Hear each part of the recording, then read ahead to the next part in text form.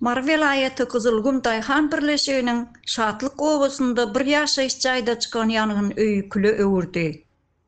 Bu waka Sakarçagy etrap bilen Mar şäher aralygyndaky ýol gödäwçilik gullugy postunyň garşysynda meýdana geldi.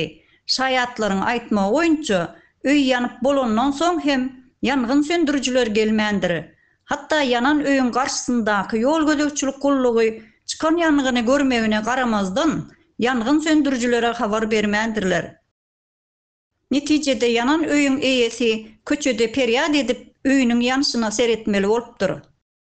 Komşularynyň aýtmagyna görä, iň azyndan ýanyndaky zekeş hem uğru bolan, içinde suw bolan bolsady, töwerekdäki adamlar şo suw bilen ýangyny söndürerdi diýip, gynançly wakanyň çäresizligini bize gurrun berdiler.